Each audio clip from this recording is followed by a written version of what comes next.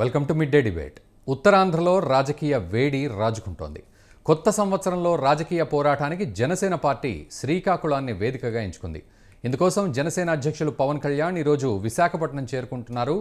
గతంలో పవన్ కళ్యాణ్ వైజాగ్ పర్యటనలో తీవ్ర ఉద్రిక్తతలు చోటు చేసుకున్న నేపథ్యంలో ఏం జరగబోతోంది, ఈ కార్యక్రమం ఏర్పాట్లు ఎలా ఉన్నాయి, పవన్ పర్యటన సభతో ఉత్తరాంధ్ర రాజకీయం ఎటువంటి మలుపులు తీసుకుంటోంది అనే అంశాలపై ఈరోజు mid day debate. Janasena party వినూత్న రీతిలో యువశక్తి సభను రేపు నిర్వహించబోతోంది. యువత చేత ఎక్కువసేపు మాట్లాడిస్తూ కొత్త ఒరవడి రూపొందిస్తోంది. విశాఖపట్నానికే రాజధాని తీసుకొని వస్తున్నాం కాబట్టి ఉత్తరాంధ్ర మా వెంటే అని వైఎస్ఆర్సీపీ వర్గాలు చెప్తుంటే, జనసేన పోరాటాలన్నీ ఇక్కడే జరుగుతున్నాయి కాబట్టి మాదే పైచేయి అని జనసేన శ్రేణులు భావిస్తున్నాయి. మరి ఇంతటి యువశక్తి సభ తీరుతెన్నుల మీద చర్చించేందుకు గాను మన అతిథులను పరిచయం చేస్తాం.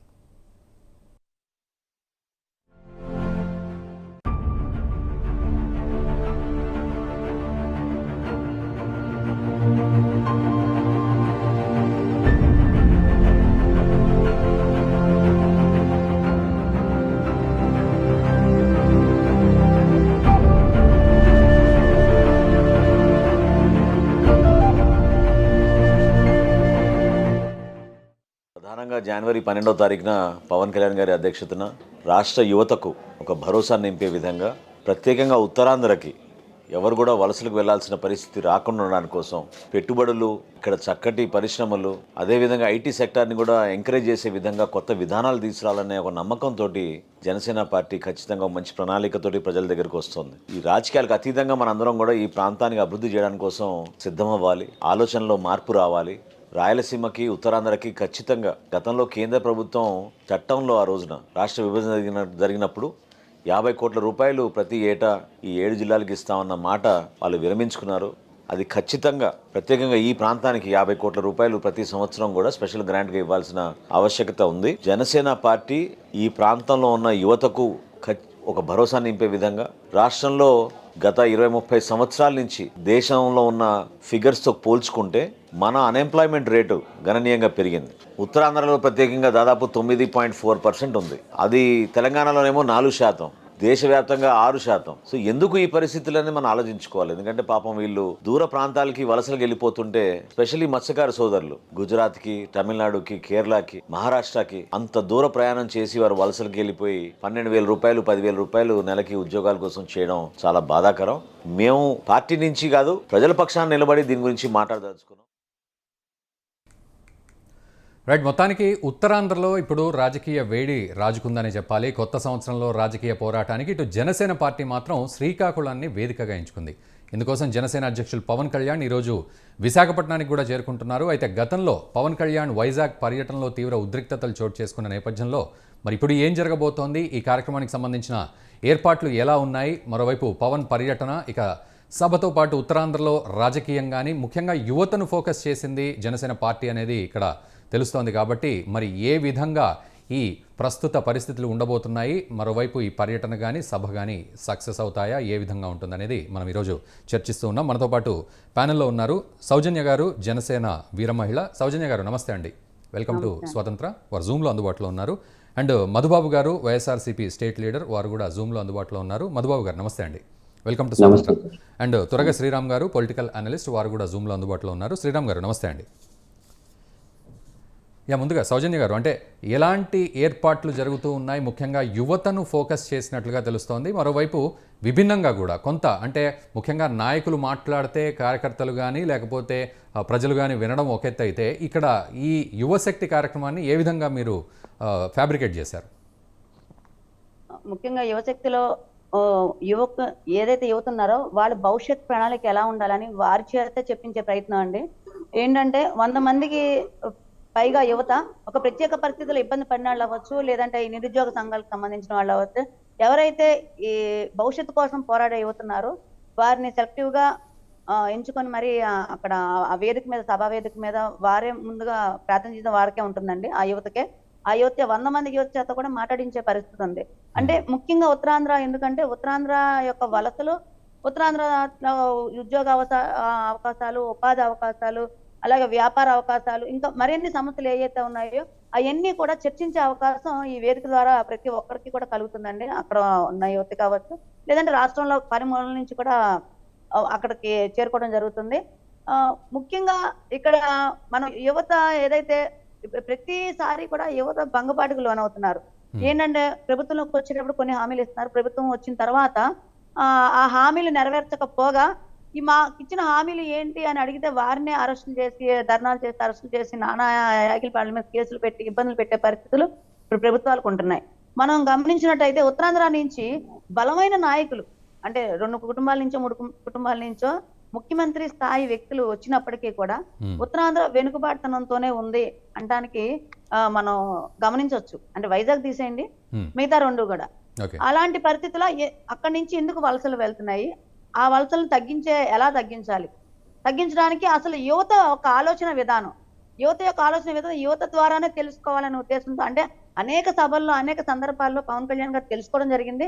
కాకపోతే ఇంకా మరింత లోతుగా అధ్యయనం చేసి వలసలను ఆపాలి, అలాగే మెరుగైన విద్య అందించాలి, అలానే మంచి మంచి ఉపాధి అవకాశాలు మనకు ఉన్న చాటే స్థానికంగానే ఏర్పరచాలి అనే ఉద్దేశంతో పవన్ కళ్యాణ్ గారు చాలా మహత్తరమైన కార్యక్రమం.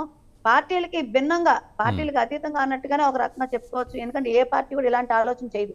సభ అంటే కేవలం వారి యొక్క నాయకులతో ఒక 200 మందో 150 మందో నాయకులతో సభ ఏర్పాటు చేసి పార్టీల గురించి చెప్పుకోవటం, మేము చేసే కార్యక్రమాల గురించి చెప్పుకోవడం జరిగింది, ఏ పార్టీ సభ అయినా సరే.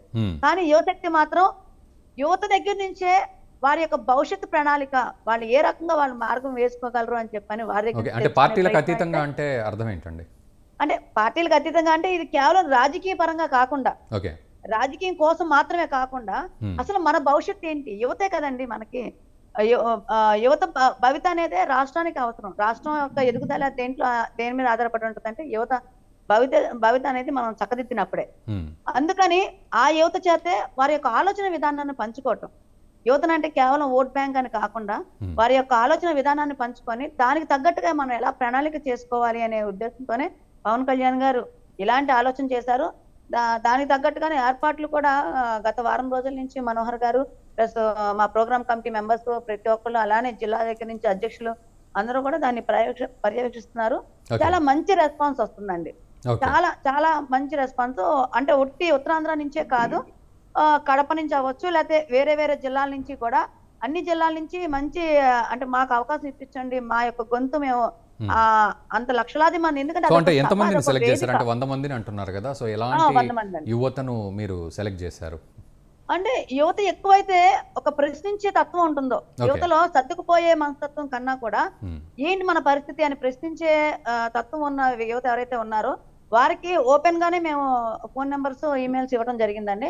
దాంట్లో ఎవరైతే కొంచెం బాగా ఇబ్బందులు పడి, లేకపోతే ఉత్తరాంధ్ర నుంచి వలసలు వెళ్ళవచ్చు, లేదంటే కడప లాంటి జిల్లాల నుంచి వలసలు, లేకపోతే వేరే ప్రకాశం, ఇలా రాయలసీమ ఎక్కడి నుంచి వెళ్ళినప్పటికీ కూడా వారి యొక్క గొంతు బలంగా ఉండి బలమైన పోరాటం చేసే యువత ఎవరైతే ఉన్నారో వారిని మాత్రం సెలెక్టివ్ గాని కాదు కానీ వారి యొక్క ఆలోచనలో నచ్చి వాళ్ళు ఎంపిక చేయడం జరిగింది.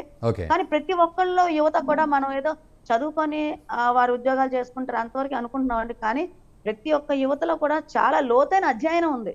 నిజంగా మనం రాజకీయ నాయకుల దగ్గర విశ్లేషణ ఉంటుందో, లేకపోతే రాజకీయ నాయకులు ఏదైనా చేయగలరు అనుకుంటాం కానండి, యువతతో కూర్చొని మాట్లాడితే వారు చేసే విశ్లేషణ అంటే యువత అంటే మళ్ళా 25 సంవత్సరాల లోపు వాళ్లే, ఎక్కువ వయసు ఉన్న వాళ్ళు కాదు, వాళ్ళు చేసే విశ్లేషణ మనం గమనించినట్టయితే అసలు మేమే చాలా ఆశ్చర్యపోయిన విషయం అండి. అంటే అంత లోతైన అధ్యయనం యువత చేస్తున్నారు.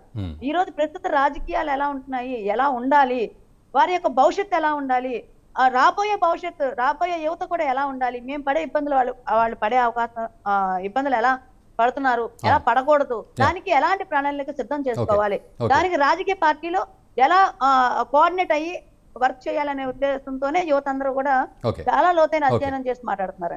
మధుబాబు గారు, ఇక్కడ అంటే యువతను ముఖ్యంగా ఫోకస్ చేసింది అని అంటున్నారు. మరోవైపు ఉత్తరాంధ్ర ప్రాంతాన్ని తీసుకోవడం, అక్కడి సమస్యల్ని ఎకరువు పెట్టడం, అంటే నిజంగా ఇది యువశక్తి ప్రధానంగా నడిచే సభ కిందకి తీసుకోవాలా, లేకపోతే ఏదైనా పొలిటికల్ మెసేజ్ కూడా ఇందులో అంతర్లీనంగా అటు ప్రభుత్వానికి ఇస్తున్నట్టుగా భావిస్తోందా? మరి మీ పార్టీ ఏమని భావిస్తోంది? గుడ్ ఈవినింగ్ అండి రఘునందన్ గారు, అలాగే శ్రీరామ్ గారు, శైలజ గారికి, సౌజన్య గారు, ఇప్పుడు సౌజన్య గారికి, అలాగే ఈరోజు 12వ తారీఖుని రాష్ట్ర వ్యాప్తంగా ఏదో అందరికీ కూడదీసి ఒక సభ పెట్టాలనుకుంటున్నారు.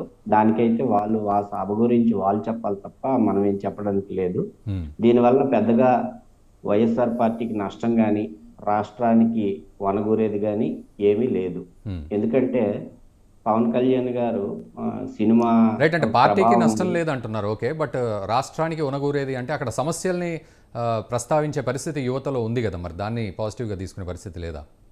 అంటే వాళ్ళు సినిమా పరంగా దీని మీదుగా అందరూ వస్తారండి. ఆయన పవన్ కళ్యాణ్ హీరో కాబట్టి ఓకే. యువతంతా ఆ మోజు మీద వస్తారు తప్ప ఉమ్, ఆ పార్టీకి సరైన విధానాలు లేవు. ఒకటి ఫస్ట్. రెండు, ఆ పార్టీ తెలుగుదేశం పార్టీ అండర్లో ఉన్న పార్టీ. ఓకే. ఎందుకంటే జగన్మోహన్ రెడ్డికి ఆయనకి ఇండివిజువాలిటీగా చూసుకుంటే ఉమ్, ఈయన పార్టీ ఏవైతే విధానాలు ఉన్నాయో ఈయన స్పష్టంగా చెప్పే వ్యక్తి జగన్మోహన్ రెడ్డి ఉమ్, ఇండివిజువల్. ఆయన చూసుకుంటే ఎవరో పక్క నుంచి చంద్రబాబు నాయుడు ప్రోత్సహిస్తేనో ఈ సమస్య లేవనెత్తమంటే లేదా ఈ సమస్య ఉంది అంటే ఇచ్చేసారు. ఎందుకంటే నేను చెప్తున్నాను, ఉమ్, ఒకసారి నాకు ముఖ్యమంత్రి పదవి కావాలంటాడు, ఉమ్, ఇంకొకసారి ఏమంటాడు, నాకు అవసరం లేదు, నేను ప్రశ్నిస్తాను, రాష్ట్రాన్ని బాగు చేస్తాను అంటాడు. 25 ఏ ఏళ్ల విధంగా భవిష్యత్తు. రాష్ట్రాన్ని బాగు చేయడానికి ఛాన్స్ ఉంటుంది? ఉమ్, ఒక ముఖ్యమంత్రి అయితే కదా ప్రోస్ కాన్స్ ఉంటాయి. ఉమ్, ఏదైనా మంచి చేయాలన్నా రాష్ట్రానికి యువతకి కాదు, రైతులకు కాదు, మహిళలకు కాదు, ఒక పదవి అది కాన్సెప్ట్ లేదు అసలు. ఎందుకంటే ఒక రాష్ట్రాన్ని బాగు చేయాలంటే ముఖ్యమంత్రి అవ్వాలి. ముఖ్యమంత్రి జగన్మోహన్ రెడ్డి అయిన తర్వాతే కదండి వాళ్ళు ఆయన ఏదైనా చేయగలిశారు. ఉమ్, రాష్ట్రం సమస్యల్ని అవన్నీ కూడా ప్రతిపక్షంలో ఉండి లేవనెత్తి ఆయనకి ఎన్నిసార్లు అణిచివేసినా నేనున్నానని చెప్పేసి రాష్ట్రం అంతా పాదయాత్ర చేసి తిరిగాడు. మామూలుగా జనరల్గా ఆలోచించండి. ఉమ్, పవన్ కళ్యాణ్ కాదు, చంద్రబాబు నాయుడు కాదు, నేను మామూలుగా చెప్తున్నాను, యావరేజ్గా ఓకే. నేను చెప్తున్నాను. ఆ విధమైన ఆయనకి ఒక కాన్సెప్ట్ లేదు, లక్ష్యం లేదు. లక్ష్యం లేని వ్యక్తులు ఎన్ని రోజులు వెళ్ళినా రాష్ట్రంలో ప్రయాణించినా మామూలుగా ఉంటుంది తప్ప దీనివల్ల పెద్దగా రాష్ట్రానికి వనగూడేది లేదు. ఇంకొక విషయం నేను సూటిగా ఈరోజు డిమాండ్ చేస్తున్నాను. ఓకే. వాళ్ళు ఏ సభ అయినా పెట్టుకోనియండి, రణస్థలంలో పెట్టుకోనియండి, ఎక్కడైనా పెట్టుకోండి, రాష్ట్రంలో 1,00,000 మందో 50,000 మందినో తీసుకురమ్మనండి, కాదండి. ఉమ్, ఈయన వైజాగ్ క్యాపిటల్గా ప్రకటిస్తాననేసి జగన్మోహన్ రెడ్డి గారు అన్నప్పుడు ఈయన సపోర్ట్ చేయకుండా అమరావతి రాజధాని అని చెప్పడంలో ఉత్తరాంధ్రకి ఈయన చేసేది ఏముంటుంది? ఉత్తరాంధ్రకి ఈయనకి ఎలా? ఉత్తరాంధ్ర వాళ్ళు ఇప్పుడు మన సౌజన్య గారు చెప్పారు, ఉత్తరాంధ్ర అంతా మా వెనకాతలే ఉంది అని చెప్పడానికి సభ నిదర్శనంగా తీసుకుంటాము అని చెప్పేసి. ఉత్తరాంధ్ర వీళ్ళ వెనకాతలు ఉన్నది అని అనుకోవాలనుకుంటే రేపు వైజాగ్ క్యాపిటల్ అని ప్రకటించమనండి, వాళ్ళకి మైలేజ్ వస్తుంది.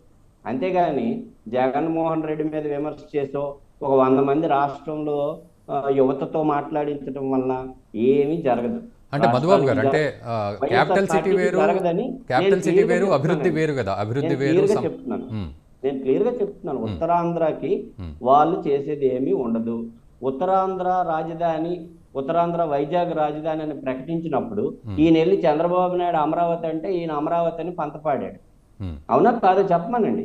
ఆ విధంగా నేను మన డిబేట్ చూస్తున్న వాళ్ళందరికీ కూడా చెప్తున్నాను, పవన్ కళ్యాణ్ పార్టీ వాళ్ళకి కూడా చెప్తున్నాను, ఉత్తరాంధ్ర వైజాగ్ రాజధాని అని నేను సపోర్ట్ చేస్తున్నానని ప్రకటించమనండి, ఈరోజు వాళ్ళకి మైలేజ్ వస్తుంది. అంతేగాని రేపు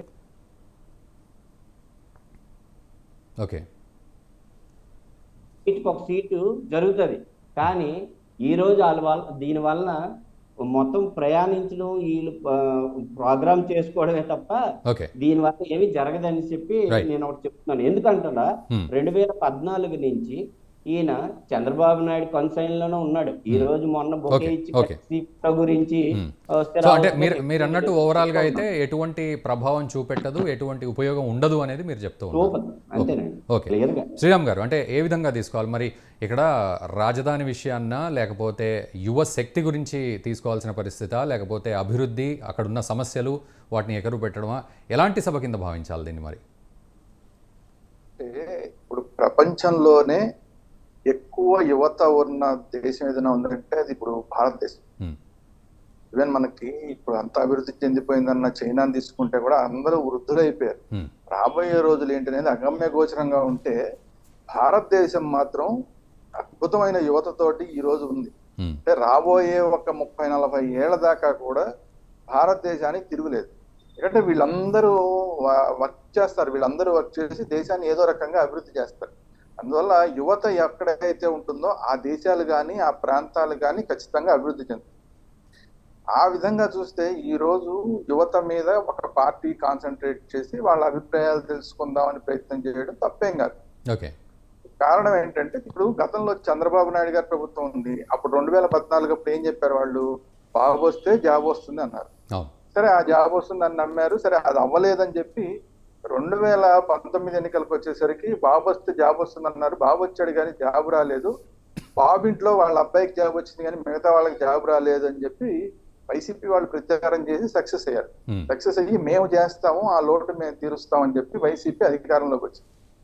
వైసీపీ అధికారంలోకి వచ్చిన తర్వాత వాళ్ళు ఎవ్రీ ఇయర్ జాబ్ క్యాలెండర్ ఇస్తామని చెప్పిన వాళ్ళు అవును. తర్వాత ఎప్పటికో చాలా లేట్ గా ఒక జాబ్ క్యాలెండర్ ఇచ్చారు. ఆ ఇచ్చిన జాబ్ క్యాలెండర్ లో కూడా అన్ని తప్పులు తడకలుగా ఎప్పుడో వచ్చిన ఆర్టీసీ జాబులు కూడా దీంట్లో చూపించడం, ఇలాంటివన్నీ అసలు జాబ్లే కాదన్న వాలంటీర్లను చూపించడం, ఇట్లాంటి రకరకాలుగా చేశారు. ఉమ్, చేసిన తర్వాత అందరూ ఎత్తి చూపించిన తర్వాత ఆ జాబ్ క్యాలెండర్ మేము వెనక్కి తీసుకుంటాం, మళ్ళీ సవరించిన జాబ్ క్యాలెండర్ మేము తొందరలో ఇస్తాము, అక్కడి నుంచి జాబులు కూడా ఇస్తామని చెప్పారు. ఉమ్, మళ్ళీ ఆ సవరించిన జాబ్ క్యాలెండర్ ఇప్పుడు దాకా రాలా. వీళ్ళ టెన్యూరే అయిపోతుంది. ఇంకొక సంవత్సరంలో వీళ్ళ టెన్యూర్, వీళ్ళకి ఇచ్చిన 5 సంవత్సరాలు కంప్లీట్ అయిపోతుంది. ఉమ్, రెండో జాబ్ క్యాలెండర్, సవరించిన జాబ్ క్యాలెండరే రాలా. అంటే ఏంటి? ఆ తర్వాత ఎక్కడా కూడా కొత్తగా ఉద్యోగాలు ఇచ్చిన దాఖలాలు స్పష్టంగా మనకి జాబ్ క్యాలెండర్ పరంగా లేవు. ఉమ్, సరే వాళ్ళు ఏదో చెప్తారు, మేము కొన్ని ఇచ్చాం ఏదో చెప్తారు, సరే అవి ఉంటాయనుకోండి. అంటే ఇప్పుడు కూడా యువత రోడ్డు మీదకి వస్తూ చాలా సందర్భాలు రోడ్డు మీదకి రావడం జరుగుతుంది. మాకు ఉద్యోగాలు లేవు, మాకు చెప్పిన డిఎస్సి ఏది, ఇప్పుడు దాకా డిఎస్సి ఎందుకు వేయలేదు, పోలీసు ఉద్యోగాలు ఏమైనాయి మావి, వాటిని ఎందుకు వేయట్లేదు, ఇట్లా అనేక ప్రశ్నలు వేయడం జరిగింది. వీటన్నిటి మీద కూడా ప్రభుత్వం దగ్గర సమాధానం లేదు. అంటే గతంలో ఉన్న చంద్రబాబు నాయుడు గారి ప్రభుత్వం ఫెయిల్ అయిందని చెప్పి వచ్చిన ఈ ప్రభుత్వం, అంటే గతంలో చంద్రబాబు నాయుడు గారి ప్రభుత్వం ఫెయిల్ అయింది, ఇప్పుడున్న వైసీపీ ప్రభుత్వం కూడా ఇప్పటిదాకా వాళ్ళని సాటిస్ఫై చేయలేకపోయింది. ఇట్లాంటి పరిస్థితుల్లో యువత వాళ్ళ మనోభావాలు ఎలా ఉన్నాయి, వాళ్ళు ఏం కోరుకుంటున్నారు అనేది ఒక రాజకీయ పార్టీ ఇట్లా ఒక 100 మందిని ఎక్కడి నుంచినా తీసుకురాని, అంటే వాళ్ళు ఒక రాయలసీమ వాళ్ళు అవ్వచ్చు, ఆంధ్ర ప్రాంతం వాళ్ళు అవ్వచ్చు, ఉత్తరాంధ్ర ప్రాంతం వాళ్ళు అవ్వచ్చు, వాళ్ళందరూ కనుక వాళ్ళ మనోభావాలు చెప్పడానికి, వ్యక్తం చేయడానికి ఒక వేదిక. సరే అది ఎవరు చేస్తారనేది కాదు. ఇప్పుడు ఆ వేదికని ఈ రోజు నిజంగా చెప్పాలంటే జగన్మోహన్ రెడ్డి గారు కూడా ఈ వేదికని వాడుకోవచ్చు. ఎందుకు? వాళ్ళు అక్కడికి వచ్చి యువత వాళ్ళందరూ కూడా వాళ్ళ మనోభావాలు చెప్తారు, మాకున్న ప్రాబ్లమ్స్ ఇవి, మేము దీన్ని అడ్రస్ చేయండి అని. సరే అక్కడ ఉన్న జనసేన వాళ్ళు మేము వీటన్నిటిని అడ్రస్ చేస్తామని చెప్తారు, సరే అది వేరే విషయం. కానీ అంతమంది వచ్చి అక్కడ యువత వాళ్ళ మనోభావాలు చెప్తే వాటిని అడ్రస్ చేయగలిగింది అనుకోండి ఇప్పుడున్న ప్రభుత్వం, వీళ్ళకి కూడా అడ్వాంటేజే. సో అందువల్ల మీరు క్రియేట్ చేయలేదు, ఒక వేదికని మీరు క్రియేట్ చేయలేకపోయారు. సరే చంద్రబాబు నాయుడు గారికి ఆలోచన వచ్చిందో రాలేదో, ఆయన ఏమి ఇప్పుడు కొత్తగా ఈ ప్రయత్నం చేయలేదు. జనసేన పార్టీ ఆ ప్రయత్నం చేస్తుంది.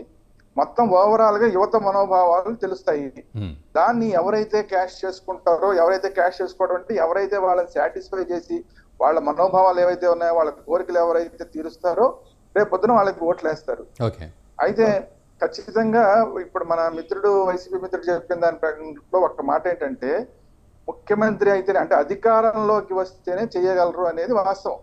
అధికారంలోకి రాకపోతే ఎవరు ఏం చేయలేరు. ఇప్పుడు జనసేన రేపు పొద్దున అధికారంలోకి రాలేదనుకోండి, ఇక్కడ విన్నది మళ్ళీ వీటిని మళ్ళీ రిప్రజెంట్ చేయగలదు అంతే. మేము ఇలా ఆ రోజు పెట్టామండి, దాని మీద బోల్డ్ అన్ని మనోభావాలు వచ్చినాయి, వాళ్ళు ఈ కోరికలు కోరారు అని చెప్పి రేపు నెక్స్ట్ వచ్చే ప్రభుత్వానికి ఒక రిప్రజెంటేషన్ ఇవ్వగలదు, అంతకుమించి ఏం చేయలేదు.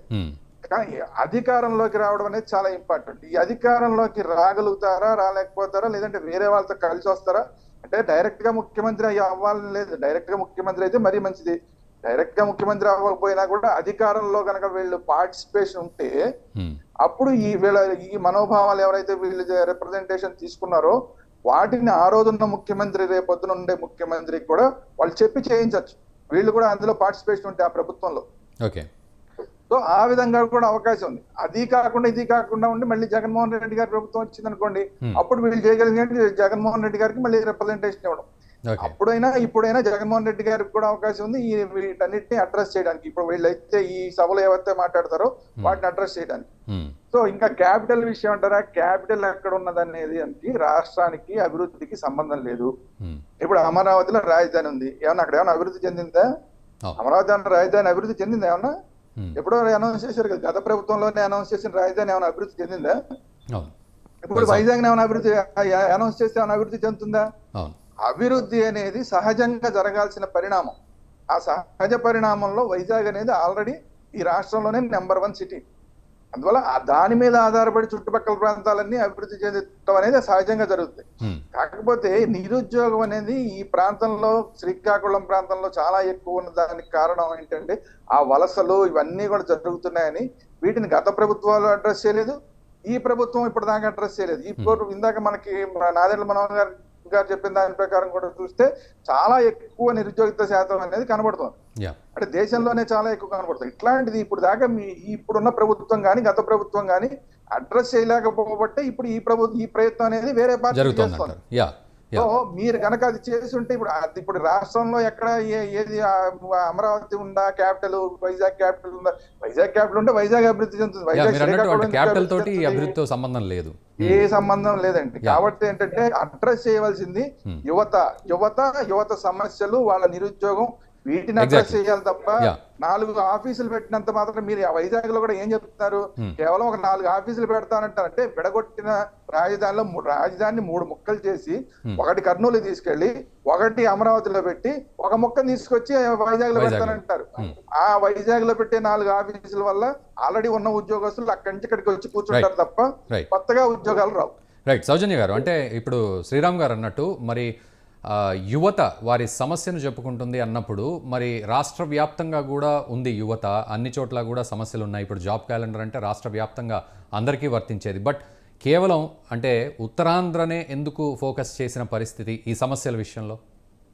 మెయిన్ ఉత్తరాంధ్ర నుంచి వలసలు ఎక్కువగా ఉంటాయి రాష్ట్రంలో. ఉన్న జిల్లాలన్నిటికన్నా కూడా ఉత్తరాంధ్రలో శ్రీకాకుళం జిల్లాలో ఎక్కువ వలసలు ఉంటున్నాయి కాబట్టి అక్కడ ఏర్పాటు చేయడం జరిగింది. అంటే కేవలం అక్కడ ఏదైతే స్టేజ్ మీద 100 మంది ఉంటారో 100 మంది కూడా కేవలం ఉత్తరాంధ్రకు మాత్రం సంబంధించిన వాళ్ళు కాదండి. మొత్తం పలు జిల్లాల నుంచి, అన్ని రాయలసీమ నుంచి, కడప అన్ని జిల్లాల నుంచి అక్కడికి వచ్చి పార్టిసిపేట్ చేస్తారు. అంటే రాష్ట్రంలో యువత అంతా కూడా వారి యొక్క మేజర్ యువత, అందులోనూ ఏదైతే సమస్యల కోసం పోరాడుతున్నారో, వారి యొక్క భవిత కోసం పోరాడుతున్నారో ఆ యువత మెయిన్ గా ఆ స్టేజ్ మీద ఉండి ప్లస్ లక్షలాది మంది మీద ఒక ప్లాట్ఫామ్ కల్పించి వారి యొక్క ఆలోచనల్ని, భావజాలాన్ని పంచుకునే అవకాశం కల్పించారు పవన్ కళ్యాణ్ గారు. దాన్ని ఆ యువత అందరూ కూడా ఉపయోగించుకోవడానికి చాలా ఉత్సాహంగా సిద్ధంగా ఉన్నారు. అయితే ఇక్కడ మధుబాబు గారు చెప్పినట్టు వైసీపీ అధికారంలోకి వచ్చిన దగ్గర నుంచి కూడా ఎవ్వరికి కూడా తిన్నగా మాట్లాడటం అనేది రాదండి. అడిగిన దానికి సమాధానం చెప్పకుండా ఏంటేంటో మాట్లాడతారు. ఇప్పుడు చంద్రబాబు నాయుడు గారు సపోర్ట్ చేశారు కదా రాజధానికి అని చెప్పని, పవన్ కళ్యాణ్ గారు సపోర్ట్ చేశారు అంటున్నారు కదండి. ఇప్పుడు మన ప్యానెల్లో 4 ఉన్నాము. మన 4లో ఎంతమంది సపోర్ట్ చేస్తాం అమరావతికి? ఇప్పుడు మీరు అవ్వచ్చు, లేకపోతే దుర్గా శ్రీరామ్ గారు అవ్వచ్చు, ఆయన వైసీపీలో ఉన్నాడు కూడా ఆయన సపోర్ట్ చేయడం. అయితే వైసీపీలో లేకపోతే మాత్రం ఆయన కూడా అమరావతికి సపోర్ట్ చేస్తారు. అలా చేసినందుకు మీరేమన్నా చంద్రబాబు నాయుడు మనిషా? దుర్గా శ్రీరామ్ గారు ఏమన్నా చంద్రబాబు నాయుడు మనిషా? లేకపోతే నేనైనా చంద్రబాబు నాయుడు మనిషా? ఇలాంటి మాటలు ఎందుకండి మాట్లాడడం? ఒక లక్ష్యం లేదని చెప్పని మాట్లాడుతున్నారు కదా పవన్ కళ్యాణ్ గారికి.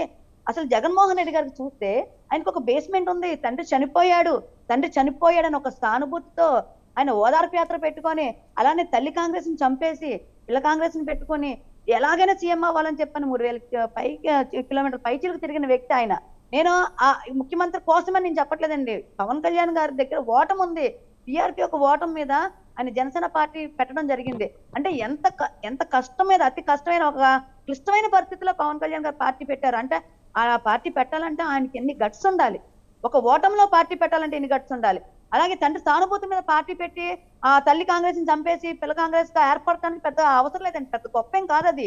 కానీ ఒక నూతన నాయకత్వాన్ని డెవలప్ చేయాలంటే, ఒక కొత్త నాయకత్వాన్ని, మాలాంటి కొత్త వాళ్ళని నాయకులుగా, రాజకీయ నాయకులుగా తయారు చేయాలంటే అది మామూలు విషయం కాదు. అది ఎంతో లక్ష్యం, ఒక సుదీర్ఘమైన లక్ష్యం ఉంటేనే అది చేయడానికి అవుతుంది.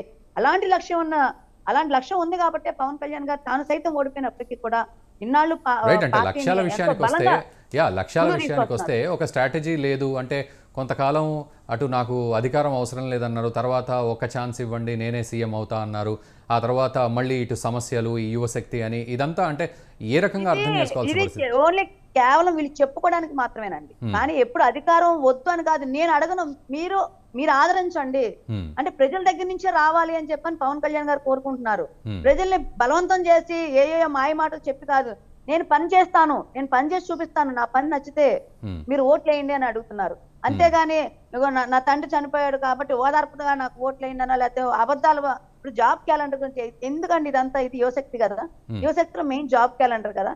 ప్రతి సంవత్సరం జాబ్ క్యాలెండర్ ఇస్తానన్న వైసీపీ ప్రభుత్వం ఫెయిల్ అయ్యింది. అది ఒప్పుకోదు.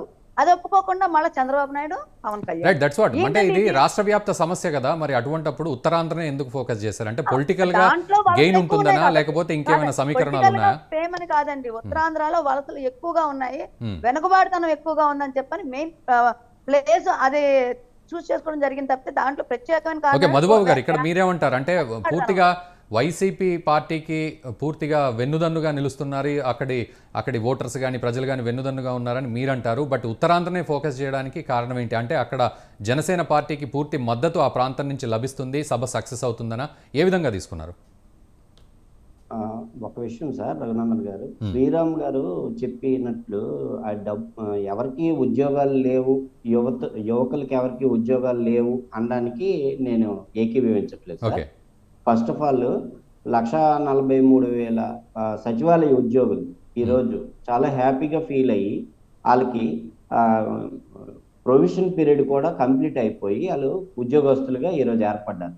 యువత ఇంటర్మీడియట్ టు డిగ్రీ చదివి క్వాలిఫికేషన్ అయిన ఇంజనీరింగ్ స్టూడెంట్స్ అందరూ కూడా ఈరోజు ఒక్కొక్క దగ్గర 10 నుంచి 11 మంది సచివాలయాల్లో ఉన్నారు రాష్ట్రం మొత్తం మీద. అవి వీళ్ళు చెప్పరు. అందువలన ఏంటంటే ఇప్పుడు శ్రీరామ్ గారు మామూలుగా చెప్పారు, కానీ నేను పొలిటికల్గా జనసేనకు కానీ లేకపోతే టీడీపీకి కానీ చెప్తున్నాను, ఆ విషయం చెప్పరు. జాబ్ క్యాలెండర్ విషయంలో కూడా అవ్వలేదండి. ఏ ఇయర్కి ఆ ఇయర్ జాబ్ క్యాలెండర్ కూడా ప్రకటించడం జరుగుతుంది. అంతేగాని వీళ్ళు ఏదో లేనిది ఒక 99% ఉంటే ఆ 99% సక్సెస్వి చెప్పరు. ఆ 1% ఏదైతే ఉందో ఆ 1% ప్రతిపక్షాల పనే అది అనుకోండి, అది వేరే సంగతి, నేను దాని గురించి కాదనడం లేదు. అలాగే ఇంకోటి ఏంటంటే చంద్రబాబు ప్లస్ ఈ పవన్ కళ్యాణ్ ఈ ఇద్దరు కూడా రేపు పొద్దున్న యువశక్తిలో కూడా చెప్పేది ఏంటంటే, ఆయన యువత గురించి మాట్లాడొచ్చు కానీ మేము ఎన్ని సీట్లలో మేము ఉంటాం, ఆయన ఎన్ని సీట్లలో ఉంటారు, మన ఇద్దరం కలిసి పోటీ చేద్దాం, ఇక్కడ బలంగా ఉన్నోళ్ళు అక్కడ ఇచ్చేయాలి, అక్కడ బలంగా ఉన్నోళ్ళు ఇక్కడ చేయాలి, వాళ్ళిద్దరూ కలిపి జగన్మోహన్ రెడ్డి గారి మీద పోటీ చేస్తున్నారు, చేయొచ్చు. ఇంకా మరి 2 పార్టీలను కలుపుకొనియండి, ఇబ్బంది ఏం లేదు. ఉత్తరాంధ్రలో నేను ఎందుకంటే స్పెసిఫిక్ గా వైజాగ్ గురించి చెప్పాను అంటే, ఇందాక సౌజన్య గారు అంటూ ఉత్తరాంధ్రలోనే వలసలు ఉన్నాయి, వలసల గురించి పెట్టామనేసి చెప్పడం జరిగింది. వలసలు ఉన్నప్పుడు వీళ్ళు వలసల వలన వీళ్ళేమీ చేసిలేరు. ఈ రోజున వెంటనే ఈ రోజు వలసలు ఇదవడానికంటే దానికి పారిశ్రామిక విధానం రావాలి, ఆ పారిశ్రామిక విధానాన్ని అమలు చేయాలి. అది ప్రభుత్వం ఒక్కటే చేయగలదు. ఆ వలసల నివారణకు ప్రభుత్వమే చర్యలు తీసుకుంటుంది, దాన్ని కంప్లీట్ చేయాలి తప్ప వీళ్ళు యువశక్తితో మాట్లాడినంత మాత్రాన వలసలు ఆగిపోవు, వలసలు కంప్లీట్ అయిపోవు. రైట్, అంటే సమస్యను కనీసం ప్రస్తావించే పరిస్థితి ఉంటుంది కదా యువత ద్వారా. అంటే రాజకీయ నాయకులే ఎప్పుడు మాట్లాడుతూ ఉంటారు, ఇప్పుడు మిరాకిల్ జరిగిపోయి అక్కడ స్పాట్ లో కంపెనీలు తీసుకొచ్చి పెడతామని కాదు. అసలు మధుబాబు గారు మీరు చెప్పే దాంట్లో ఒక ఆలోచన ఉండాలి కదా, ఈ ప్రభుత్వం కూడా ఇంకొక సంవత్సరం పాటే ఉంది అక్కడ. ఆ ప్రస్తావించిన వాటిలో ఏవైనా ఒక ప్రతిపక్ష పార్టీ చెప్పిన పార్టీ ఇవి సమస్యలు ఏవైనా ఉంటే మేము కూడా మాకు 2 years ఉంది కాబట్టి అవి కన్సిడరేషన్లోకి తీసుకుంటాం. ఖచ్చితంగా ఒక ప్రభుత్వం నడుపుతున్న ముఖ్యమంత్రి ఏమైనా ఉంటే కన్సిడరేషన్లోకి తీసుకుంటాం. శ్రీరామ్ గారు కూడా అదే చెప్పారు, ఏదైనా ఉంటే అది జగన్మోహన్ రెడ్డి గారు వినియోగించుకోవాలి అని చెప్పేసి, తప్పకుండా వినియోగించుకుంటాం. కానీ దీనివల్ల పవన్ కళ్యాణ్కి ఉత్తరాంధ్రలో పెట్టడం వలన ఏమి జరిగిపోదు. రేపు పొద్దున అది వాళ్ళకి మైనస్ అవుద్ది ఎగెనెస్ట్ గా. కొంతమంది కానీ బాబు నువ్వు వైజాగ్ ఉత్తరాంధ్రలో వైజాగ్ ఉంది, వైజాగ్ ఎందుకు నువ్వు రాజధాని ప్రకటించినప్పుడు ఇదయ్యేవాడిని అంటే ఆయన ఏం సమాధానం చెప్తాడో ఈరోజు చెప్పమనండి. వాళ్ళకి వైజాగ్ మీద సమాధానం చెప్పమనండి. అవి ఇవి ఏదో మాట్లాడించడం, యువశక్తితో మాట్లాడించడం కాదు. చంద్రబాబు నాయుడుకి ఎన్ని సీట్లు, మాకు ఎన్ని సీట్లు, ఆయన ముఖ్యమంత్రిని ఎలా చేయాలి, జగన్మోహన్ రెడ్డిని ఎలా పడగొట్టాలి, ఆయన ముఖ్యమంత్రి అయితే ఈయన పక్క నుంచి అప్పుడు సపోర్ట్ చేయడానికి ఛాన్స్ ఉంటుందని ఆయన తాలూకా పాపము చాలా ఆలోచిస్తున్నాడు. కానీ రఘునందన్ గారు, Yeah, ఈ సౌజన్య గారు. రెండు మాటలు తప్ప ఒక ఇంకో నిమిషం. మాట అనేది వైసీపీ 175 మాట్లాడాలని నాకు సీట్లలో అర్థమైంది. ఈ రోజు యువశక్తి గురించి మాట్లాడేటప్పుడు యువత గురించి మాత్రం మనం మాట్లాడుకోవాలి. ఒకవేళ మేము ఎన్ని సీట్లు పంచుకుంటామా, ఉండండి. కలిసి వెళ్తాం, విడిగా ఉండండి, వెళ్తాం, దానికి వేరే మీరు debate ఉంది, మాట్లాడినప్పుడు దానికి నేను వేరేగా మనం మాట్లాడలేదు. మాట్లాడుకోవచ్చు. నేను అది మాట్లాడిన election తర్వాత time మీరు లో. అని మాట్లాడొచ్చు, మీ ప్రభుత్వం సమాధానం చెప్పేదాకా అంటే నేను మధుబాబు గారు మీ అదేనండి. పాయింట్ ని అబ్జెక్ట్ ఎందుకంత చేస్తున్నారు ఉపసం సౌజన్య మీకు? గారు. ఎందుకంత ఉపసం? గ్యాస్ ట్రబుల్స్ ఎందుకు మీకు ఎక్కువైపోతున్నాయి? ఎందుకంత ఉపసం మీకు? చెప్పేదాకా కూడా మేము మా కార్యాచరణ మేము మా పార్టీ నుంచి చెప్పేదాకా కూడా మీరు ఆగలేకుండా మీరే ఏదో మూలేసేస్తున్నారు, మీరే కలిపేసేస్తున్నారు. అసలు కాకపోతే మేము ఊరుకోమన్నట్టు రేపు మీ అదే ఇష్టం వచ్చినట్టు మీరు జరుగుతుంది. మాట్లాడతారు. మీరు ఏ కూడా జరుగుతుందో ఉంటారు కదా, రేపు అదే భవిష్యత్తు అనేది మీరు జరుగుతుంది ఎవరండి చూడండి. చెప్పేది? రేపు మీరు అదే మాట్లాడాల్సింది యువశక్తి గురించి. అక్కడ రేపు జరగబోయే సభ గురించి మాట్లాడండి, విధానపరంగా సంబంధం మాట్లాడండి. లేదు. చంద్రబాబు నాయుడు, పవన్ కళ్యాణ్ సభది. గారు ఏం మీ చేస్తారో సభది, మాకు ఏంటనేది సంబంధం లేదు. మీకెందుకు? మీకెందుకు? మీ సభ. ఇప్పుడు ఎందుకు? పార్టీ అనౌన్స్ చేసినా, పార్టీ అనౌన్స్ చేసినప్పుడు మాట్లాడండి. రైట్ సౌజన్య గారు, అంటే యా సౌజన్య గారు ఇక్కడ పార్టీలకు అతీతంగా అన్నారు కదా, సో పార్టీలకు అతీతంగా అంటే తెలుగుదేశం పార్టీ కూడా సపోర్ట్ చేస్తుందా, లేకపోతే తెలుగుదేశం ఎలాగండి అది పార్టీలకు అతీతంగా ఎలా అవుతుంది చెప్పండి. కాదండి రఘునందన్ గారు, దుర్గా శ్రీరామ్ గారు ఏం చెప్పారు? ఇది ఒక వేదిక, ప్రతి ఒక్కరు దీన్ని ఉపయోగించుకోవచ్చు, వైసీపీ ప్రభుత్వం కూడా ఉపయోగించుకోవచ్చు అని చెప్పారు. అంటే ఇది పార్టీలకు అతీతం కాదా? ప్రతి ఒక్కరికి ఉపయోగపడేదే కదా. ఇప్పుడు మధుబాబు గారు ఏమో దాని వల్ల అసలు ఎటువంటి ఉపయోగం లేదని అంటున్నారు. ఏదన్నా కూడా ఆయన అంటారండి, అందరూ బుర్ర తక్కువలే ఉన్నారు కదా వైసీపీ, అందుకని ఆయన అలా అంటారు. దుర్గా శ్రీరామ్ గారు చెప్పింది ఏంటి అంటే, ఆ సభ మీద ఏదైనా ఏదైనా కొన్ని కన్స్ట్రక్టివ్ నిర్ణయాలు ఉన్నప్పుడు దాన్ని తీసుకొని కూడా మేనిఫెస్టో వెళ్ళొచ్చు కదండి వైసీపీ. తప్పే ఉంది దాంట్లో? వైసీపీ వెళ్ళొచ్చు, టీడీపీ వెళ్ళొచ్చు, జనసేన వెళ్ళొచ్చు. అది మేము ఓపెన్ గానే పెట్టిందే కదా. మధుబాబు గారు ఇలాంటి జరుగుతాయని చెప్పని అందుకే నేను పార్టీ వైసీపీలో దాన్ని కూడా బుర్ర తక్కువలు అంటే దాన్ని ఈ నెగిటివ్ గా బుర్ర తీసుకెళ్ళి తక్కువలు మళ్ళీ కదా చంద్రబాబు నాయుడు, పవన్ కళ్యాణ్ మధుబాబు అసలు గారు. ఈ కలిపొందే. అసలు మేము విడిగా పోటీ సౌజన్య గారు ఒక్కసారి మాటలు మితిమీరి ఆడొద్దు. నేను ఎలా మాట్లాడతాను? నేను అదే మీరు మితిమీర నిజంగానే మితిమీర ఆడకూడదు అనుకుంటానే. ఇది డిబేట్, ఇది సంబంధం లేని మాటలు it's not your party office, it's not your party office. Debate కలిపినంత వరకు మాటలు ఇలాగే ఉంటాయి. ఒక్కసారి మీరు సౌజన్య గారు విధానపరంగా మాట్లాడండి. డిబేట్ ఇది. విధానపరంగా ఇప్పుడు మాట్లాడితే ఆ విధానాలే మీరు మార్చుకోకపోతే ఇలాగే ఉంటారు. పార్టీ నిర్దేశించకుండా మీరు ఎలా మాట్లాడతారు? మీరు ఇలాగే ఎన్ని ఉంటారు. సీట్లు ఏంటి అనేది అది ఆ కరెక్టా రాంగా రైట్ చెప్పండి. రైట్ మధుబాబు గారు, అంటే సౌజన్య గారు అనేది టీడీపీ అనౌన్స్ చేసిందా, జనసేన అనౌన్స్ సౌజన్య గారు ఒక్కసారి చేసిందా? మీరు ఎందుకు మాట్లాడతారు? మధుబాబు గారు, అంటే వారు అనేది ఇంకా అసలు అక్కడ ఏమి జరగలేదు కార్యక్రమం, ఈ లోపే మీరు దాన్ని ఎలా డిసైడ్ చేస్తారు? పొక్కెలిచ్చేస్తేనే మరి ఇంకేదో మొన్న ఏం చెప్పాడండి ఆయన? వాళ్ళ పార్టీ నాయకుడు చెప్పాడు, నేను అవన్నీ సార్ ఎన్ని సీట్లు మీరు తీసుకుంటారు ఏంటని. ఎందుకండి అలాగవుతారు? మీరు మాట్లాడిన ఒక్కసారి సౌజన్య గారు ప్లీజ్. మధుబాబు గారు ఇప్పుడు మొన్న మన మీడియా వ్యక్తి ఒక ఆయన అడిగితే ఆయన ఏం చెప్పారు? నేను రంగస్థలంలో అన్ని మాట్లాడతాను అని చెప్పారు. అందుకు నేను చెప్తున్నాను, ఎందుకు అలాగా చూసారో లేదో పవన్ కళ్యాణ్ చెప్పిన మాట చూసారో లేదో, చూసారో లేదో. ఎందుకు రేపు సాయంత్రం రేపు అయిపోద్ది కదా సార్ రఘునందన్ గారు, ఎల్లుండి ఏం మాట్లాడతారో మళ్ళీ డిబేట్ పెట్టండి, నేనే చెప్తాను. అప్పుడు సౌజన్య గారిని పిలండి, ఆయన ఏం మాట్లాడారో తెలుస్తుంది. రైట్ సౌజన్య గారు ఒక్కసారి నాదెండ్ల మనోహర్ మాట్లాడుతున్నారు, ఒకసారి లైవ్ లో చూద్దాం. మా పిఐసి సభ్యులు, general secretaries, party spokes persons, వివిధ నియోజకవర్గాల ఇన్ఛార్జీలు గత వారం రోజుల నుంచి కూడా ఉత్తరాంధ్రలో బాధ్యత తీసుకుని ప్రతి నియోజకవర్గంలో కూడా పర్యటించి యువతను, ప్రత్యేకంగా యువశక్తి అనే కార్యక్రమం ఏ విధంగా ఈ ప్రాంతానికే కాదు రాష్ట్రానికి ఉపయోగపడబోతోంది, పవన్ కళ్యాణ్ గారు ఎటువంటి ఇన్స్పిరేషనల్ స్పీచ్ ఇచ్చి ఒక భరోసా కల్పించే విధంగా నిస్సహాయంగా ఉన్న యువతకు వర్తమాన రాజకీయాల్లో ఒక మార్పు రాబోతుందని ఒక భరోసా కల్పించడానికి కోసం జనసేన పార్టీ చేస్తున్న ఈ ప్రయత్నాన్ని మా పార్టీ అధ్యక్షులు రేపటి రోజున అద్భుతంగా ముందుకు తీసుకెళ్తారు. ఈ కార్యక్రమం ముందుగా 12ంటికి జనసేన పార్టీ తరఫున పోటీ చేసిన ఎంపీటీసీలు, జెడ్పీటీసీలు, సర్పంచ్లు, ఉత్తరాంధ్రకు సంబంధించిన ప్రతి ఒక్క నాయకుడిని పిలిపించి వేదిక పైన వాళ్ళ ద్వారా ప్రారంభించబోతున్నాం. బెలూన్లు రిలీజ్ చేసి రేపు 12ంటికి. దాని తర్వాత వివిధ సాంస్కృతిక కార్యక్రమాలు. మా పార్టీ అధ్యక్షులు పవన్ కళ్యాణ్ గారి కోరిక మేరకు 100 మంది యువతను గుర్తించాం. వేల సంఖ్యలో రాష్ట్ర వ్యాప్తంగా అనేక అంశాలపైన యువత ఎంతో ఆసక్తిగా మాట్లాడడానికి వాళ్ళు దరఖాస్తు పెట్టుకున్నారు. అవన్నీ పరిశీలించి సుమారు 100 మందిని షార్ట్ లిస్ట్ చేసి వాళ్ళందరికీ కూడా రేపు మాట్లాడే అవకాశం ఇటువంటి అద్భుతమైన వేదిక ద్వారా వారికి దొరకబోతోంది.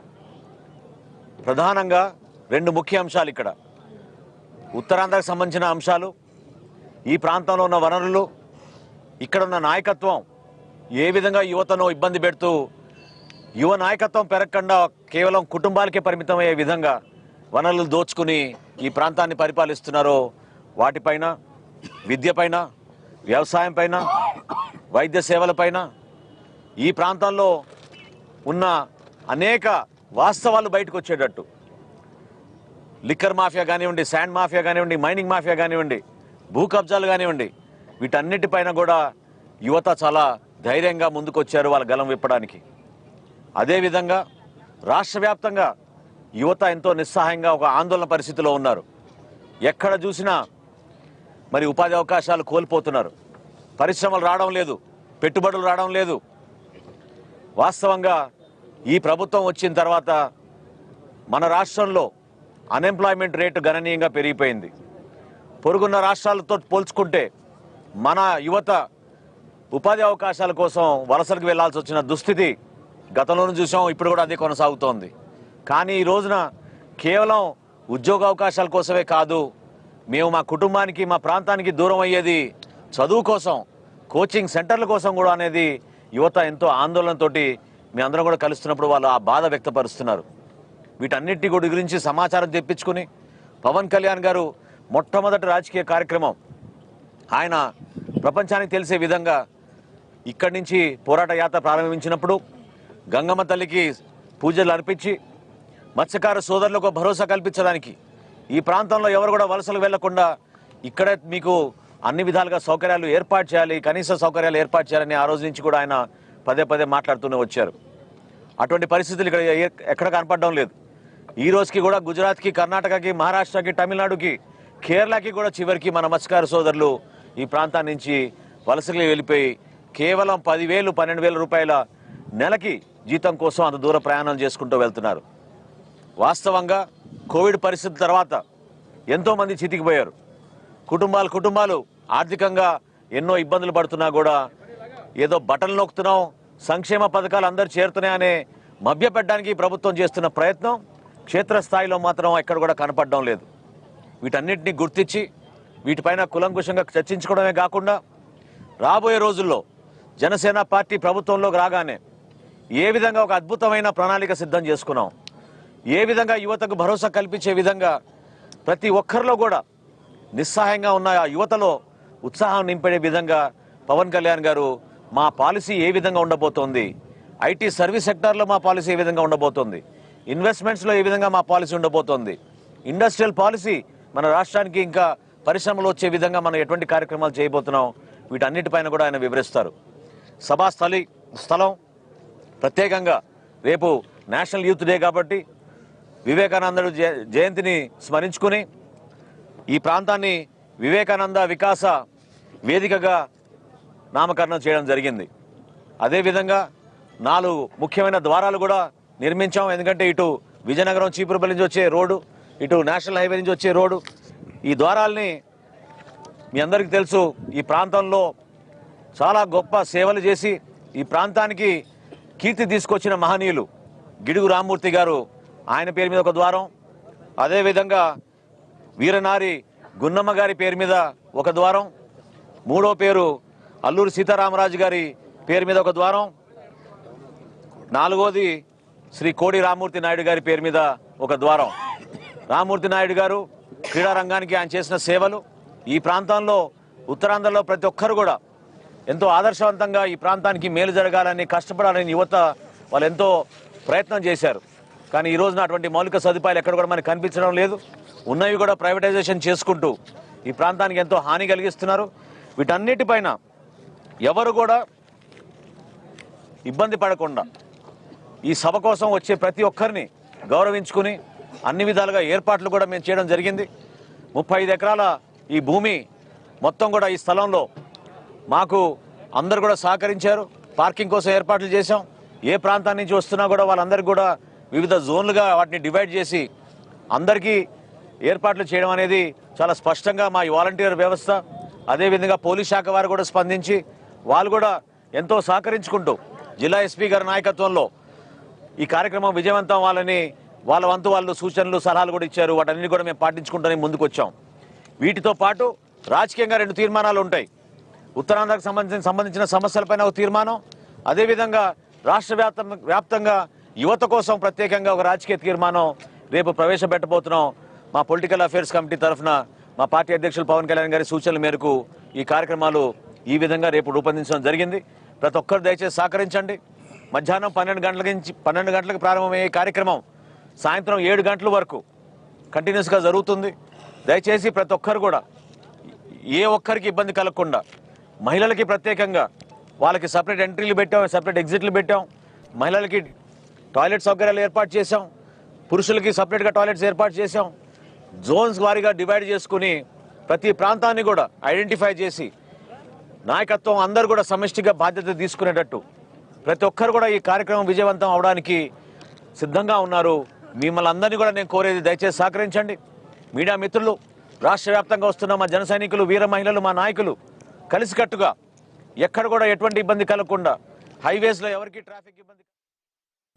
రైట్, మొత్తానికి జనసేన నాయకులు నాదెండ్ల మనోహర్ అటు రేపటి ప్రోగ్రాం గురించి మాట్లాడారు. అయితే వర్తమాన రాజకీయాల్లో మార్పు రాబోతోంది అంటూ మొత్తానికి మాట్లాడారు. రైట్, మధుబాబు గారు ఇక్కడ ఒక క్లారిటీ అయితే ఇచ్చారు.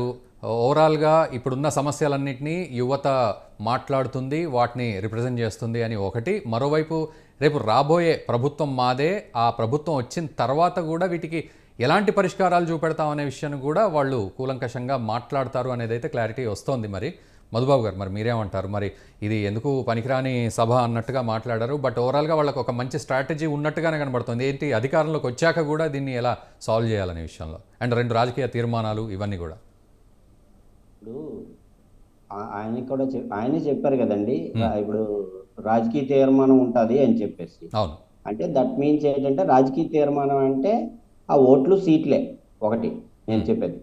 రెండోది ఏంటంటే జనసేనకి ఇప్పుడు యావరేజ్గా గెలాలంటే ప్రభుత్వం రావాలి అని చెప్పి అనేస్తున్నారు. ఎవరికైనా పాజిటివ్ థింకింగ్ ఉంటుంది, నేను కాదనడం లేదు, కానీ అలా అనకపోతే అవ్వదు కదా, పార్టీ నిలబడదు కాబట్టి. అంటే ఇందాక మీరే అన్నారు కదా, అంటే అధికారంలోకి వస్తేనే సమస్యలు పరిష్కారం అవుతాయి, సమస్యలు పరిష్కారం అవుతాయి. అది పాజిటివ్గా వెళ్ళచ్చు, తప్పులేదు. ఎవరికైనా పార్టీలో అందుకే చేస్తుంది. 150,000 ఓట్లు ఒక దగ్గర ఎక్కడైనా ఒక కాన్స్టిట్యున్సీలో ఉంటే 150,000లో అది 120,000 ఎన్నో పోల్ అయితే, ఒక వైసీపీకి మాత్రం ఒక 70,000-80,000 ఓట్లు ఉంటే, అక్కడ టీడీపీకి పార్టీ ప్రతిపక్షంలో ఉంది కాబట్టి ఓ 30,000-40,000 వరకు ఓట్లు ఉన్నాయండి. జనసేనకు మాత్రం ఒక 10,000 ఓట్స్ మాత్రమే ఉన్నాయి. ఈ విధంగా చూసుకుంటే గ్రాస్ రూట్ లెవెల్లో ఎక్కడ జనసేన పార్టీ బలంగా లేదు. ఈ సభల వలన 1,00,000 మంది వచ్చినా 2,00,000 మంది వచ్చినా దీని వలన జనసేన పార్టీకి ప్రయోజనం లేదు. ఎప్పుడైతే నేను చెప్పిన డిమాండ్ కానీ వాళ్ళు కానీ చేయగలిస్తేనే ఉత్తరాంధ్రలో వాళ్ళకి మైలేజ్ వస్తుంది. వైజాగ్ సమస్య మీద కానీ, వైజాగ్ క్యాపిటల్ మీద కానీ వాళ్ళు ఏమైనా జనసేన పార్టీ కొత్తగా నూతన రకంగా వాళ్ళ పార్టీ విధానాలు మనకు అనవసరం, కానీ వాళ్ళు ఏంటి ప్రకటిస్తారనేది మనకు అనవసరం. కానీ నేనైతే వైఎస్ఆర్ పార్టీ నుంచి డిమాండ్ చేస్తున్నాను, వాళ్ళు కానీ అక్కడ ప్రకటిస్తే ఆ విధంగా ఆ మైలేజ్ వస్తుంది తప్ప, అంతవరకు జనసేన పార్టీకి ఉత్తరాంధ్రలో పెట్టడం వలన ఇక్కడ పెద్ద పెద్ద నాయకులు అందరూ ఉన్నారు, దానివల్ల జనసేన పార్టీకి ప్రయోజనం లేదు. ఎక్కడి నుంచి అయినా కాదు, ఎక్కడి నుంచి అయినా స్టార్ట్ చేయొచ్చు. రాష్ట్రం మొత్తం మీద ఏ పొలిటికల్ పార్టీ అయినా ఎక్కడైనా సభలు నిర్వహించుకోవచ్చు. దానికైతే పార్టీకి కానీ ఆ పార్టీకి లాభం చేకూర్చేది లేదు, మా పార్టీకి నష్టం అంతకన్నా లేదు. ముఖ్యమంత్రి జగన్మోహన్ రెడ్డి 2024లో కూడా అదే 2024లో మళ్ళీ ముఖ్యమంత్రిగా అవుతారు. వీళ్ళేమో కలలు కంటున్నారు, అంతవరకు కనొచ్చు, తప్పెట్టలేదు.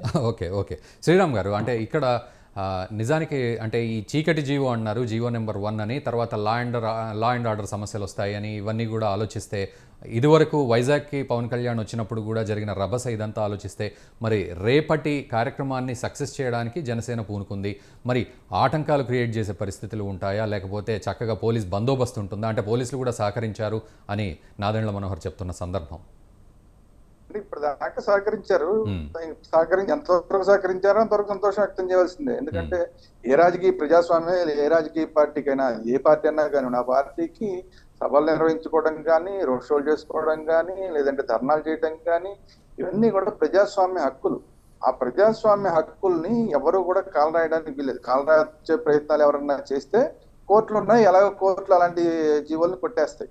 దానికి అది కొంచెం టైం పడుతుంది అంతే. ఆ జీవోలు కొట్టేయడానికి కొంచెం టైం పడుతుంది.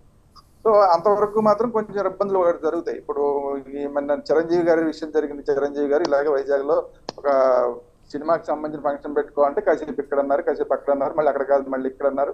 అట్లా ఏదో కొంచెం అటు ఇటు కొంచెం డిస్టర్బ్ చేశారు. కానీ ఏది జరిగినా కానీ ఓవరాల్ గా జరిగింది ఫంక్షన్. అలాగే ఇక్కడ కూడా ఏమైనా చిన్న చిన్న ఇబ్బందులు ఏమైనా జరిగినా కూడా ఓవరాల్ గా ఫంక్షన్ జరిగితే సంతోషం, జరగకపోతే మళ్ళీ కోర్టుకు వెళ్ళి ఆర్డర్ తెచ్చుకోవడమే. ఎక్కడైనా ప్రజాస్వామ్యంలో ఫైనల్ గా కోర్టుకు వెళ్ళి ఆర్డర్ చేసుకునే అవకాశం ఉంది. కాబట్టి ఇప్పటిదాకా ఎందుకంటే ఇప్పుడు ఏమన్నా ఇవ్వము అనే లెక్క అయితే ఇప్పటికే చెప్పేవాళ్ళు పోలీసులు లాస్ట్ మినిట్. ఓకే. కాబట్టి మరి ఇవాళ ఏమన్నా ఒకవేళ నిజంగా కనుక ఇబ్బందులు కలిగించే ఉద్దేశం ఉంటే మరి కోర్టు టైం అయిపోయిన తర్వాత ఏమైనా చేస్తారా? చేసినా కూడా కోర్టుకి వెళ్తే అర్ధరాత్రి అయినా సరే అవసరమైతే కోర్టు వింటుంది, అదే ఇబ్బంది లేదు. అందువల్ల కోర్టు ద్వారానే తెచ్చుకోవచ్చు. ఓవరాల్ గా ఏంటంటే ఇక్కడ సమస్య ఏంటంటే వాళ్ళని జరపనిచ్చారా జరపనివ్వలేదా అంటే, జరపనిస్తే పాజిటివ్ గా ఆ కార్యక్రమం జరిగిపోతుంది. జరపనివ్వలేదు అనుకోండి ప్రభుత్వానికే చెడ్డ పేరు. ఎందుకు అనవసరంగా ఎందుకు వీళ్ళు అంత కాన్ఫిడెన్స్ గా ఉంది ప్రభుత్వం, మేమే గెలుస్తాం నెక్స్ట్ టైం మేమే గెలుస్తాం అని కాన్ఫిడెన్స్ గా ఉంది, అందరూ మా వైపే ఉన్నారని కాన్ఫిడెన్స్ గా ఉంది. అట్లాంటప్పుడు ప్రతిపక్షాలు ఏదో 4 మీటింగ్లు పెట్టుకుంటేనో ఇంకోటి పెట్టుకుంటేనో దానికి తగిన జాగ్రత్తలు తీసుకోమని చెప్పాలి తప్ప అసలే వద్దని చెప్పితే అది ప్రజాస్వామ్యంలో నడవదు. రెండోది, మన మిత్రుడు ఇందాక కొన్ని ఉద్యోగాలు ఇచ్చామన్నారు. నేనేం కాదనలేదు, ఆ ఉద్యోగాలు ఇచ్చినవి ఏదో సచివాలయ ఉద్యోగాలు అవన్నీ ఇవ్వలేదని చెప్పలేదు. నేను చెప్పింది ఏంటి, డిఎస్సి గురించి చెప్పాను, పోలీసు ఉద్యోగాల గురించి చెప్పాను. ఇంకా కొన్ని ఉద్యోగాలు ఉన్నాయి ప్రధానమైనవి, గ్రూప్ 2 కానీ గ్రూప్ 1 కానీ ఇలాంటి ఉద్యోగాలు ఉన్నాయి. అవన్నీ అవ్వలేదు. ఎందుకంటే గతంలో ఒకసారి ఇప్పుడు ఎవరో ఒక నాయకుడు, బీజేపీ నాయకుడు అనుకుంటా, పకోడీలు వేసుకున్నా కూడా అది కూడా ఉద్యోగం అంటే అందరూ విమర్శించారు. అంటే ఏదైనా ఉద్యోగం అంటే ఉద్యోగం ప్రతిదీ ఉద్యోగం కాదని ఎవరన్నారు. కానీ వాళ్ళ యొక్క గ్రాడ్యుయేట్స్ అంటారు, పోస్ట్ గ్రాడ్యుయేట్స్ ఉంటారు, ఇంకా ఎక్కువ చదివిన వాళ్ళు ఉంటారు. వాళ్ళందరికీ సరిపడా ఉద్యోగాలు ఇవ్వాలి. అందరికీ మనం సచివాలయంలోనే ఇస్తాము లేదంటే వార్డు వాలంటీర్గా ఇస్తామంటే అది అంత శోభనివ్వదు. మరి అది మీ ఇష్టం. అది సరే. తర్వాత ఇప్పుడు ఉత్తరాంధ్ర గురించి మా నాదెండ్ల మనోహర్ గారు చెప్పిన దాంట్లో కూడా ఉత్తరాంధ్ర గురించి చెప్పారు. ఓవరాల్ గా 2 తీర్మానాలు చేస్తున్నారు. ఉత్తరాంధ్ర గురించి చేస్తున్నారు, ఓవరాల్ రాష్ట్ర వ్యాప్తంగా ఉన్న సమస్యల మీద కూడా తీర్మానం చేస్తున్నారు. ఇప్పుడు ఉత్తరాంధ్రకి సంబంధించిన విషయం తీసుకుంటే ఉత్తరాంధ్రలో నాదెండ్ల మనోహర్ గారు చెప్పిన 9% ఇంకా తగ్గాలి అంటే ఇక్కడ ప్రధానమైన నీటి వనరులు కానీ మిగతా వాటన్నిటిని అడ్రస్ చేయాలి. అంటే ఉత్తరాంధ్ర సుజల స్రవంతి ఉంది, ఆ ఉత్తరాంధ్ర సుజల స్రవంతిని ఎవరు అడ్రస్ చేయట్లేదు. వాటిని అడ్రస్ చేయాలంటే దానికి లింక్ పోలవరం ఉంది. పోలవరానికి నిధులు తీసుకురావాలి. ఇప్పటిదాకా ఈ ప్రభుత్వం పోలవరానికి సరిపడి నిధులు తీసుకురాలేకపోతుంది. ఏదో కేంద్ర ప్రభుత్వం ఎప్పుడో 2014 లెక్కల ప్రకారం ఇస్తామంటే వాటిని ఇప్పటిదాకా వాళ్ళని ఒప్పించలేకపోయింది. ఈ ప్రభుత్వం 4 ఏళ్ళు అయిపోతుంది, ఇప్పటిదాకా ఒప్పించలేకపోతుంది. సో దాన్ని ఒప్పించి ఆ పోలవరానికి కనుక నిధులు తీసుకురాగలిగి పోలవరం కనుక ముందుకు కదిలితే అప్పుడు ఉత్తరాంధ్ర సుజల స్రవంతి కంప్లీట్ అవుతుంది. ఆ ఉత్తరాంధ్ర సుజల స్రవంతి కంప్లీట్ అయితే అక్కడ జల వనరులు కొంచెం బాగుపడతాయి. వీళ్ళు రాష్ట్రం అని చెప్తున్న రాష్ట్ర రాజధాని అని చెప్తున్న విశాఖపట్నానికి కూడా కానీ నీళ్లు వస్తాయి. లేకపోతే ఆ ఉత్తరాంధ్ర సుజల స్రవంతి అవ్వకపోతే అసలు విశాఖపట్నంలో ప్రశాంతంగా ఉన్న వాళ్ళు నిజంగా రాజధాని కనుక వస్తే నీళ్లు లేక కట్టకట్టలాడిపోవాలి.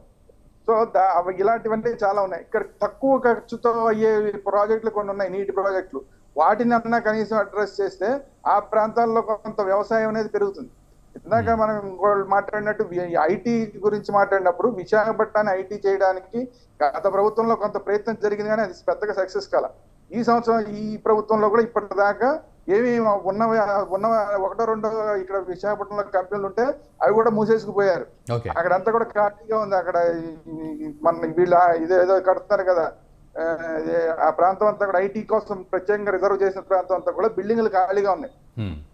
గతంలో ఈ బిల్డింగ్లు కొన్ని ఎందుకు ఖాళీ చేశారంటే ఇక్కడికి ఆఫీసులు వస్తాయి, ఇక్కడ రాజధాని వస్తుంది, ఇక్కడ ఆఫీసులు వస్తాయి అని చెప్పి కొన్ని బిల్డింగ్లు ఖాళీ చేశారు ఐటీ వాళ్ళది.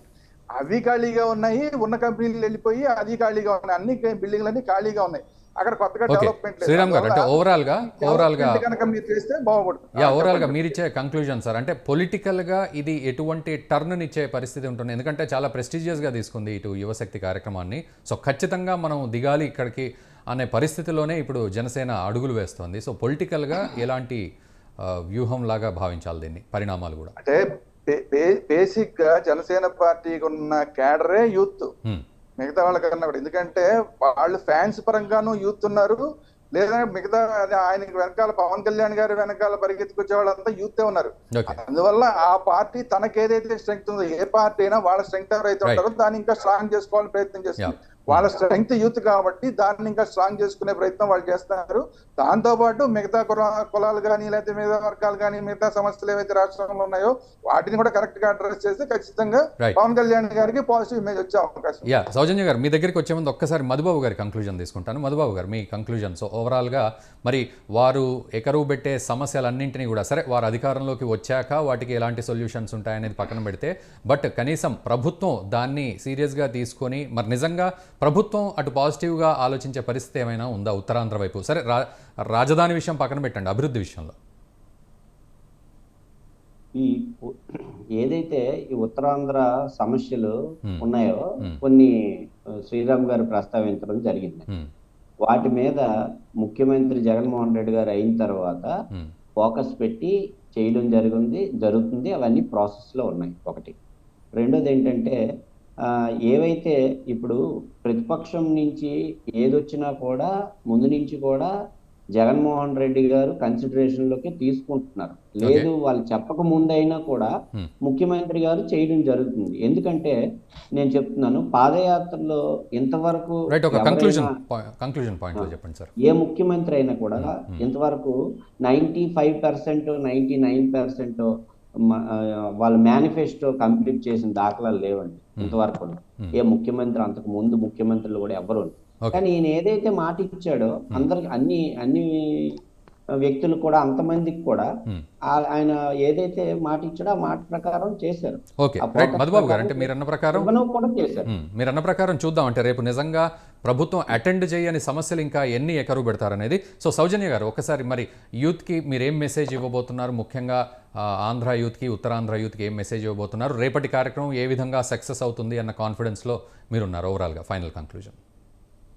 జనసేన పార్టీ ఏ కార్యక్రమం తలపెట్టినా కూడా అది సూపర్ సక్సెస్ అవుద్దండి.